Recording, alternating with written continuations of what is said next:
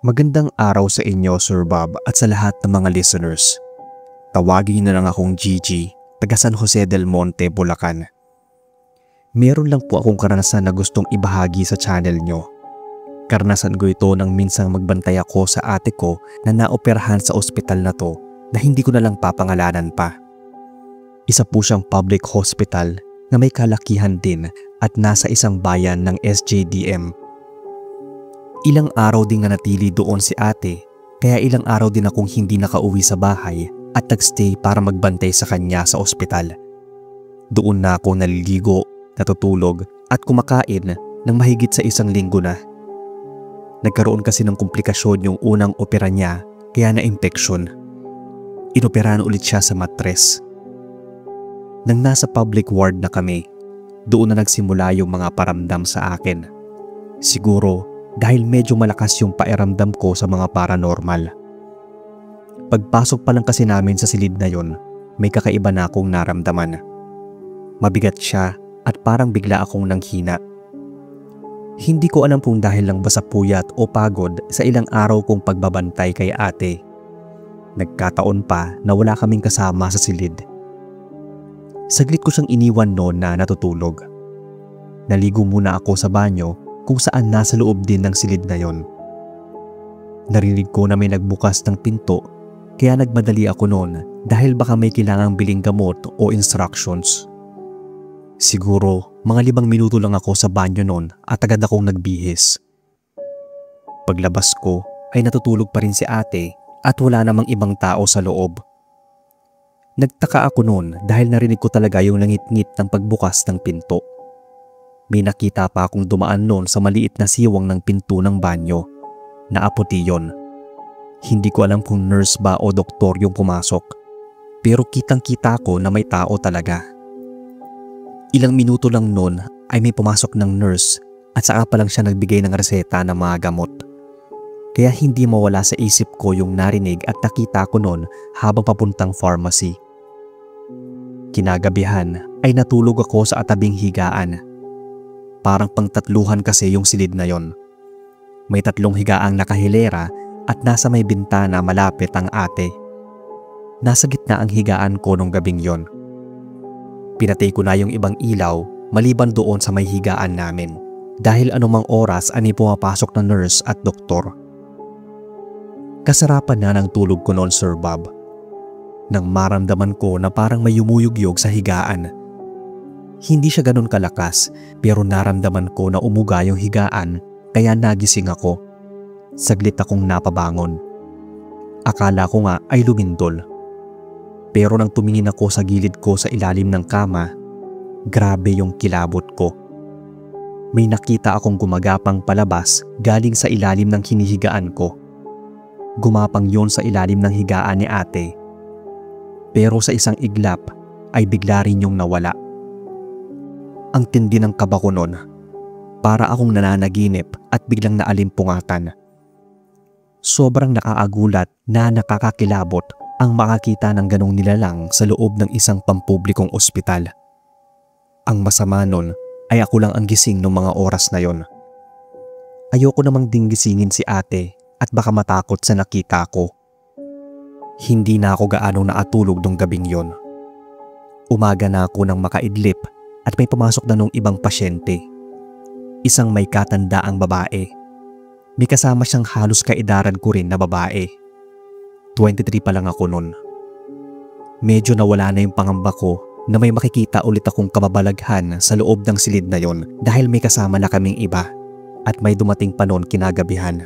Kaya naging occupied na yung buong room. Napilitan akong maglatag noon dahil ayaw ko namang magalaw yung ate ko at hindi rin ako makatulog sa upuan.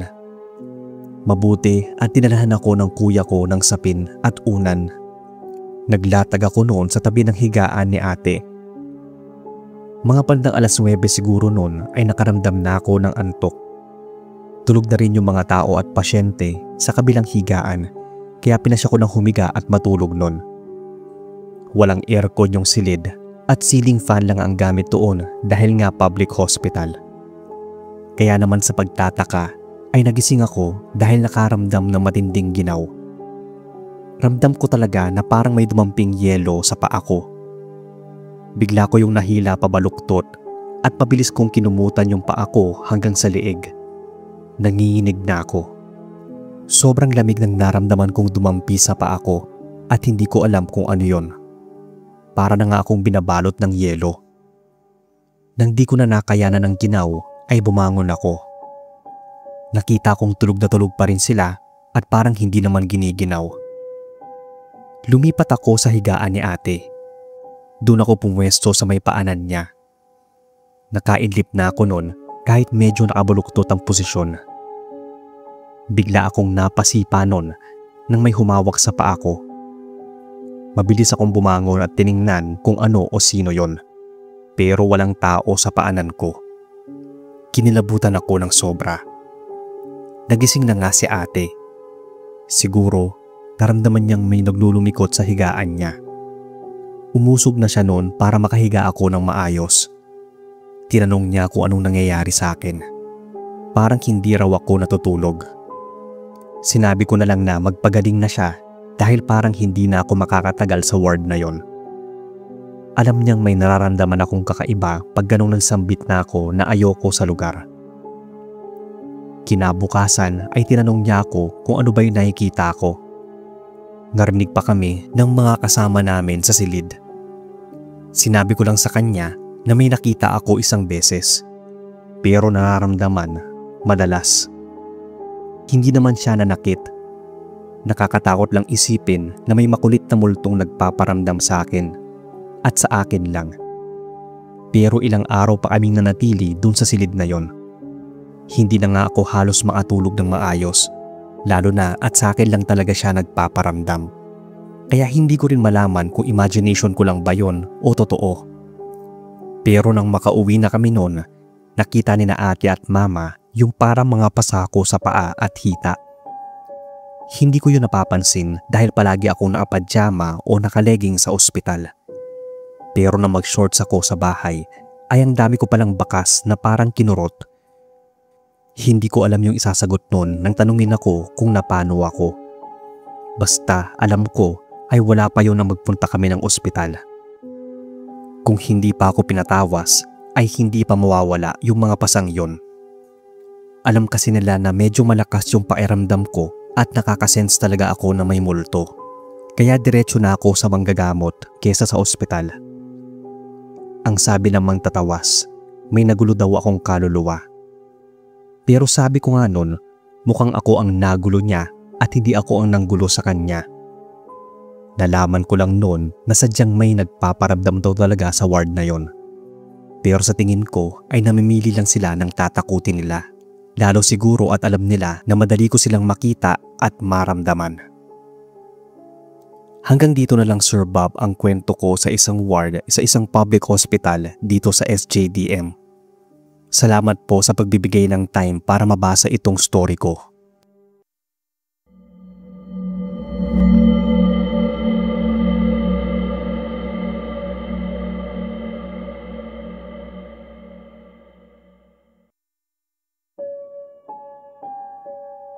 Hi Boss Bob at sa lahat. Tawagin na lang akong Nika, taga Plaridel, Bulacan. Siguro may ilan na rin sa inyo ang naapanood o nakarinig ng mga kwento tungkol sa lugar na to. Isa po ang kapatid ko sa naaranas na pakitaan ng isang nilalang sa lugar na yon. Tawagin natin siyang Jelly. Nasa first year high school noon yung naababata kong kapatid. Nag-sleepover siya sa kaklase niya na naatira sa Doña Cristina Homes. Gabi daw noon nang lumabas sila para bumili ng snacks dahil may gagawin silang project para sa eskwela. Habang naglalakad daw sila pa uwi, may nararamdaman daw itong kapatid ko na may sumusunod sa kanila. Dalawa lang sila nitong kaklase niya. Lingon daw siya ng lingon, pero wala naman daw tao. Nagtataasan na nga ang mga balahibo niya sa batok. Pero hindi niya sinasabi sa kaklase niya dahil baka tumakbo daw ito sa takot. Medyo madilim pa naman yung dinadaanan nila. Binilisan lang daw niya ang paglalakad at nang malapit na sila sa bahay ng kaklase niya ay tumakbo na sila. Hindi raw alam ng kaklase niya kung bakit bigla siyang tumakbo. Nakarinig na daw kasi siya ng mga yabag. Pero walang taong nakasunod sa kanila kaya natakot na siya. Doon na niya kinuwento sa loob ng bahay. Akala ng kaibigan niya ay nagbibiro lang siya noon. Hindi na raw niya pinilit dahil hindi naman ito narinig. Nang matutulog na sila ay nag-iwan ng bukas na ilaw yung kaklase niya. Maliit lang daw yon na disaksak. Pareho kasi silang hindi makatulog nang naapatay ang ilaw. Pagkapatay ng ilaw ay may nakitang anino si Jelly na nakatayo. Pero imposible daw na kaklase niya yon dahil malayo yung anino sa kinatatayuan nito. Yung anino ay parang hulma ng isang lalaki. Mahaba parehas ang buhok nila ng kaklase niya. Pero yung nakita niya ay maikli ang buhok na parang gupit lalaki talaga. Kinabahan daw siya noon dahil bigla din yung nawala. Hindi rin naman daw yun yung tatay ng kaklase niya dahil OFW ito noong mga panahon na yon.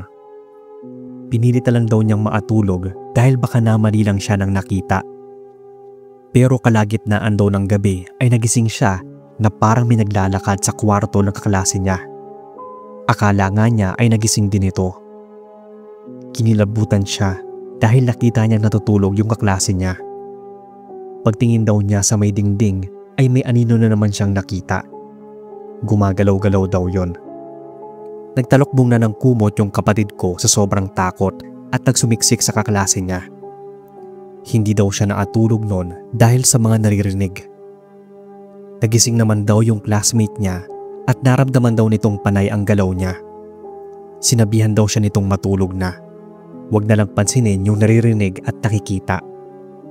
Mas lalo daw siyang natakot nang sabihin yon ng classmate niya. Pero bigla daw itong tumawa at sinabing biro lang yon. Kinabukasan, sinabi ng kaklase niya na may usap-usapan sa lugar nila na may nakakakita daw ng itim na lalaki.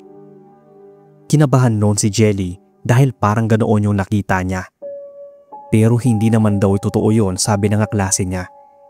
Kaya nagduda rin si Jelly kung totoo ba yung nakita niya at hindi imagination lang. Kinuwento agad ng kapatid ko ang tungkol dito nang nakauwi na siya sa amin. Halatang takot at takot pa rin siya. After ilang days ay nagkasakit yung kaklase niya. Palagi raw itong matamlay at parang pagod o puyat pagpapasok. Akala daw ng mga magulang niya ay simpleng sinat lang. Pero may isang gabi daw na nag-iiyak at nagsisigaw ito sa loob ng kwarto niya. Pero hindi ito nakapagkwento dahil nawalan ito ng malay. Sabi ni Jelly, parang may nag-iba na raw dito. Sobra itong naging tahimik pero masungit. Isang araw, nabalitaan nilang lumipat na ito ng bahay at pinapasukang school. Doon na nagsimulang naglabasan ang mga kwento tungkol sa mga pinakitaan nitong itim na lalaki sa lugar na yon. Sabi ni Jelly ay nakausap niya ang nanay ng kaklase niyang ito. Parang takot na raw tumingin sa salamin yung kaklase niya. Yung nakita daw siyang walang malay ay nasa harapan siya ng salamin. Kaya baka may nakita itong nakakatakot habang nagsasalamin ito. Kahit ako, hindi naniniwala na may nagpapakitang ganon sa lugar na yon. Pero dahil naranasan na ng kapatid ko na makita yon at yung nangyari sa kaklase niya na hindi talaga maipaliwanag, ay naniniwala na rin ako. Hindi ko lang alam kung anong klaseng nilalang yung nakita nila. Kung multo ba yon, laman lupa o elemento. Pasalamat na lang ako noon, Boss Pab, na hindi nagkasakit yung kapatid ko nang makita niya yung itim na nilalang o ligaw na kaluluwa. Dahil yung kaklase niyang yon, ang balita namin ay palaging nagkakasakit at nahihimatay kahit dun sa nilipatan niyang school. Pero wala namang makitang malalang sakit o ano paman. Hindi ko lang alam kung meron sa inyo ang napadpad sa Doña Cristina Homes. Pero kung meron man, paki-confirm naman sa comment section kung narinig nyo na ba ang tungkol sa itim na lalaki na pagala-gala o kung kayo mismo ang nakaranas nun. Hanggang dito na lang, boss, at salamat sa pagbabasa.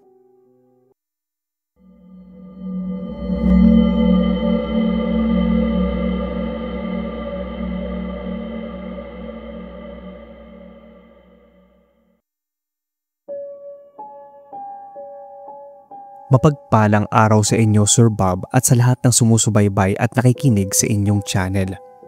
Tawagin na lang akong Malu. Itong kwentong ibabahagi ko sa inyo ay tungkol sa aranasan ko nung bata pa. Naatira po kami dati sa Bulacan at nang mamatay ang lolo ko ay lumipat kami sa bahay ni Lola na nasa Ginto. Wala na kasi siyang kasama sa bahay at medyo malaki din ang bahay nila ni Lolo. May naiwan din siyang maliit na palayan kay Papa kaya kinailangan talaga naming lumipat nun. Nangungupahan lang din kasi kami sa Bulacan kaya nang pauwiin kami doon ni Lola ay agad na pumayag si Papa. Hindi ko na po sasabihin yung eksaktong lugar o kung nasaan ang lokasyon ng bahay. 3 kaming magkakapatid at pangalawa ako. Nasa elementary pa lang ako noon. Yung ate ko ay nasa grade 6, ako naman ay nasa grade 4. Yung bunso naming lalaki ay 6 years old pa lang nun. Bungalow style ang bahay ni Lola na may 3 kwarto. Yung isang kwarto ay sa aming 3 magkakapatid. Katabi ni ate yung bunso namin dahil medyo takot pa itong matulog mag-isa sa higaan niya. Mas pinili ko nun maglatag sa sahig dahil medyo malikot akong matulog. Nung mga unang gabi namin, kung babalikan ko, parang may nararamdaman na ako. Pero dahil bata pa ay hindi ko yun gaanong napapansin. Habang natutulog kasi ako ay nagigising ako na palaging sa pakiramdam ko ay may humahawak sa paa ko o kaya ay may tumatabi sa akin. Pag nagigising ako ay wala naman akong katabi o nakikitang ibang tao sa loob ng kwarto namin. Pero habang lumilipas ang mga araw ay may nakikita na akong kakaiba sa kwarto namin at kahit sa bahay. Parang bigla-biglang may nakikita akong ibang tao na nasa bahay na napagkakamalan ko pang bisita ni na Mama at Lola. Isang araw nun, naglalaro kami ng tagu-taguan ng bunso. Pumasok ako ng kwarto namin at nagtago sa ilalim ng higaan. Nang bigla kong naramdaman na parang gumalaw yung kama na parabang lumindol. Kaya inakala ko na andoon yung ate ko at inaalog niya yung kama. Umangat pa nga yun saglit at bumagsak. Kaya mabilis akong lumabas mula sa ilalim ng higaan. Paglabas ko ay wala namang tao doon at wala rin akong napansin lumabas ng kwarto. Paglabas ko ng kwarto namin ay si Lola lang yung nakita ko sa loob ng bahay. Andoon na sina ate at ang bunso kong kapatid na nasa labas naglalaro. Wala naman sina Mama at Papa dahil maaga pa lang ay nasa sakahan na sila. Tinanong ko si ate kung siya ba yung umangat ng higaan at pinagsak yun. Hindi pa raw siya pumapasok ng kwarto namin. Inisip ko din na imposibleng ang kapatid namin yon dahil may kabigatan din yung kama. Kumbaga, hindi isang bata o kasinggaan namin ang pwedeng maagawa nun. May isang tanghali noon Sir Bob na natulog kaming 3 pero nahuli ako ng gising. Pagdilat ko ay madilim na sa loob ng kwarto namin. Pero nakita ko sina Mama na nakaupo sa may higaan ni na ate. Nakatagilid ito sa akin. Ang naalala ko ay nakaputi siya. Pero hindi ko gaanong nakikita yung muka kaya inisip ko na si Mama yon. Nang bumangon ako at tawagin siya, nagtaka ako dahil wala na siya sa kama na inuupuan niya. Mabilis akong lumabas ng kwarto at hinanap siya. Tinanong ko si Lola kung nasaan sina Mama pati mga kapatid ko. Sinabi ni Lola na sumama daw sila kay Mama sa sakahan. Pero sinabi ko na andoon sa loob ng kwarto namin si Mama. Nagmadaling pumasok si Lola sa kwarto at nagpailaw. Nasaan daw si Mama dahil mga bandang alas 3 ay umalis nga sila. Mag-aalas 5 nang magising ako. Sinabihan ako ni Lola na wag munang papasok sa kwarto namin na wala pa yung mga kapatid ko. That time daw pala Sir Bob ay may nakita si Lola na pumasok sa kwarto. Sinabi lang niya yon kina Mama dahil ayaw niyang matakot kami. Kinagabihan ay biglang sumama yung pakiramdam ko. Gininawa ko ng sobra at nanginginig pa. Ang likot din daw ng mga mata ko na parang takot na takot. Ang naalala ko noon Sir Bob ay may nakikita akong nakakatakot na nakatayo sa harapan ko. Hindi ko lang maalala kung ano yon o ano yung eksaktong itsura. Basta takot na takot ako pero hindi ko alam kung ano yung reaksyon ko dahil nanginginig ako sa ginaw. Pinapikit nga ako ni Lola pero hindi ko na siya marinig. Parang sobrang tahimik nun kaya takot na takot ako dahil pakiramdam ko ay wala akong kasama sa kwarto. Tinakpan na ni Lola yung mga mata ko nun at doon ako parang nahimasmasan. Nagpatawag si Lola ng kakilala niyang manggagamot. Pagpasok sa kwarto namin ay nanlaki daw ang mga mata nito, sabi ni Mama. Doon daw kasi mismo sa higaan kung saan ako nakahiga ay may babaeng naatayo at naatingin sa akin. Kaya agad na nagpasindi ng insenso yung manggagamot. Hindi daw niya ako magagamot hanggat andoon yung nilalang na yon. Nagbudbud din daw sila ng asin sa buong paligid ng higaan. Tinawasan din niya ako at pinasalan. Sinabihan niya akong magsuot muna ng pulang damit dahil may kaluluwang umaaligid sa akin. Binabantayan daw ako noon pero hindi nila alam kung bakit hindi yun mananakit sa huli. Kaya sinabihan sina Mama na magsindi ng insenso at kandila tuwing 6:00 ng umaga at hapon. Palagi akong nagkakasakit noon dahil ayaw daw akong lubayan ng kaluluwang yon. Kahit na pinabless na ni Lola yung buong bahay. Baka daw matagal nang naninirahan yun doon at tapukaw lang nang dumating kami. Pero ako ang napili niyang bantayan. Tahimik kasi ako nung bata. Kaya muli akong pinaalbularyo noon na magkaroon na ako ng mga kalmot at hindi na ako nilulubayan ng sakit o lagnat gabi-gabi. Natakot na nga sina Mama dahil akala nila ay sinasapian na ako. Nanginginig daw ako ng sobra at tumitirik ang mga mata. Sobrang taas daw ng lagnat ko kaya pinaalbularyo nila ulit ako. Umabot kasi sa punto, Sir Bob, na nagigising ako ng madaling araw na may humihila ng kumot ko. Minsan naman, mga paa ko. Pero ang mas nangilabot noon ay ang ate ko na nakita niya naglalakad ako palabas ng bahay na nakayapak at parang wala sa sarili. Buti na lang at magaling yung albularyo na nakuha nila na gumamot sa akin. Naitaboy niya yung espiritong nanggugulo sa akin. Tinuruan niya ako ng dasal noon bago ako matulog at may pinalagay siya sa ilalim ng unan ko na benditadong rosaryo mula sa isang obispo. Unti-unti noon ay gumaling ako at hindi na rin muling nagpakita sa akin o nagparamdam yung kung anumang multo o kaluluwa yon. Sa tuwing naiisip ko yon, ang tanging naaalala ko ay parang walang muka yung babae o yung parang hindi kumpleto yung mukha niya. Maski nga ngayon na sinusulat ko itong kwento ay kinikilabutan pa rin ako. Kahit hindi na ako nakatira sa bahay ni na Lola ay natatakot pa rin ako na muling magbakita yung ganong nilalang sa akin. Kaya daladala ko pa rin yung babasahin at yung bendidadong rosaryo na binigay sa akin ng albularyo. Ito lang po ang kwento ko, Sir Bob, na sana ay magustuhan nyo at ng mga listeners. More power sa inyong channel at maraming salamat.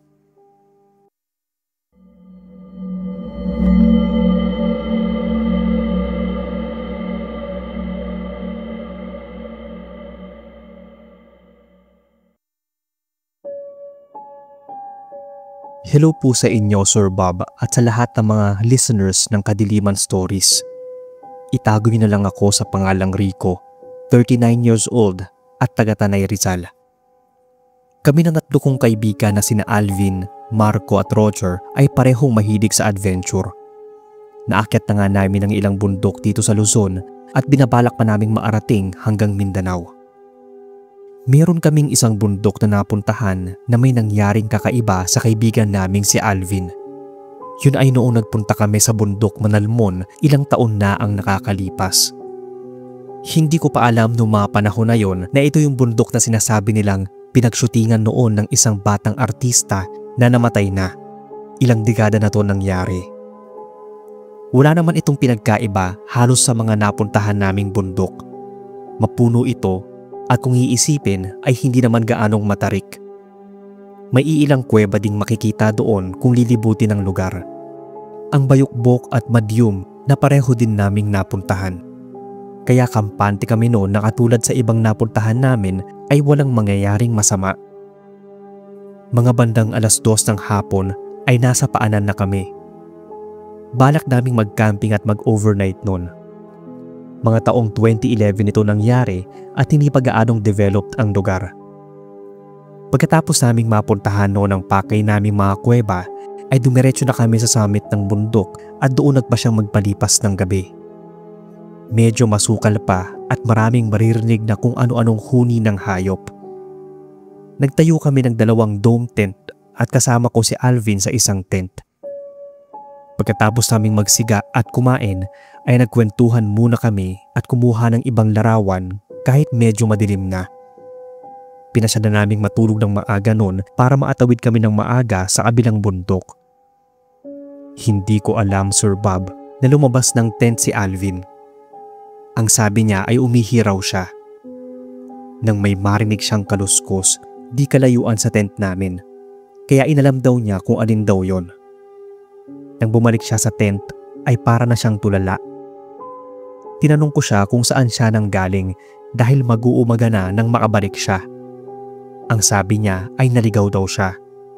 Pero imposible dahil hindi naman ganun kahirap ang daan papunta sa tent namin.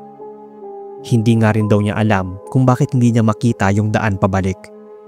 Parang puro puno lang daw yung nakikita niya. Hindi na kami natuloy sa kabilang bundok dahil sumakit bigla yung paa ni Alvin. Nasa sasakyan kami nang bigla siyang dumaing sa sobrang sakit ng mga paa niya. Napansin agad namin yung pamamaga ng 2 paa niya. Tinanong namin kung napano yon, kung natapilok ba siya o nabangga niya. Pero hindi daw. Naramdaman daw niya yon nang babalik na siya ng tent. Nang maarating kami ng Tanay ay halos di na gumagalaw sa sobrang sakit si Alvin. Talagang nawalan siya ng malay nun. Dinala namin siya sa ospital pero walang makitang dahilan ng pamamaga. Walang kinagatan ng insekto, nabalian ng buto o kung ano paman. Wala rin daw mali sa paa niya na talagang naapagtataka. Nagreseta na lang ng anti-inflammatory pero hindi pa rin siya gumagaling at lalo lang lumala. Nagkaroon din ng maliliit na butas. Sobrang sakit daw nun. Nakauwi na siya ng bahay nila pero muli siyang dinala sa ospital dahil sa sobrang pananakit. Ang sabi ng doktor ay kailangan operahan dahil parang kumakalat yung sugat sa di malamang dahilan. Pero dahil magang-maga ay tinurukan na siya ng antibiotics nun. Kwento niya sa amin, kapag natutulog na raw siya ay may naririnig siyang mga boses na hindi niya alam kung saan nanggagaling. Minsan din daw ay nararamdaman niyang may umaalog ng higaan niya. At ang malala pa nun ay palagi siyang nananaginip na nasa ibang lugar. Sa una daw ay maganda. Hanggang sa yung magandang panaginip ay nauuwi sa isang bangungot. Palagi daw siyang nagigising sa pakiramdam na may humihila, sumasakal at tumutulak sa kanya. Hanggang sa napag-usapan namin na baka may nangyari talaga sa kanya sa bundok ng Manalmon. Paano kung hindi doktor ang kailangan? Napagkasunduan noon ng mga magulang niya na bago sila magpasya na paoperahan ang paa niya ay patingin muna siya sa isang albularyo. Yun nga ang ginawa nila noon nang umayos-ayos ang pakiramdam ni Alvin. Sinamahan namin sila. Nagulat kami sa sinabi ng albularyo. Ang dami daw aninong umaaligid kay Alvin at ang isa sa mga yon ay puting nilalang o espiritu na maihahalin tulad sa isang white lady at bukang kukunin daw nila si Alvin. Huli ko na nalaman noon ang tungkol sa artistang namatay na sinasabing dahil sa mga elemento sa Mount Manalmon. Hindi man halos mapaniwalaan pero muntikan na rin mangyari kay Alvin yon. Kung pinatagal pa raw namin ang pagpapagamot sa kanya sa albularyo ay baka mas lumala pa yung sakit niya sa paa. Posibleng kumalat doon ang pamamaga sa buong katawan at yung sugat ay lalaki ng lalaki. Actually, may nakuha ngang insekto sa maliit na butas niya sa paa. May iilan ding mga uod. Unti-unti daw nung pinapatay ang ugat at laman niya. Hindi ko na sinama pa yung ibang detalye at nangyari dahil sa totoo lang ay medyo nakakasuka. Hindi kami makapaniwala noon na hahantong sa ganon ang pagkakamping namin sa bundok. Natigil nga rin kami ng ilang taon. At noong 2017 lang ulit kami nagsimulang umakyat sa ibang bundok naman. Halos ilang buwan ang pagpapagaling ni Alvin dahil pagkatapos niyang gamutin ng albularyo ay nagpagamot ulit siya sa doktor dahil sa impeksyon sa sugat niya sa paa. Natigil na rin noon ang pananaginip niya ng masama, lalo kapag namamalikmata siya na may mga anino at puting espiritong naapaligid sa kanya. Hanggang ngayon ay magtotropa pa rin kami at kung may pagkakataon at oras ay namumundok pa rin. Hanggang dito na lang muna, Sir Bob, ang kwento. Meron pa sana akong ikakwento tungkol sa karanasan namin noong 2023 sa Mount Cristobal. Pero next time ko na lang ipapadala kapag nagka-oras na. Thank you at keep safe sa lahat.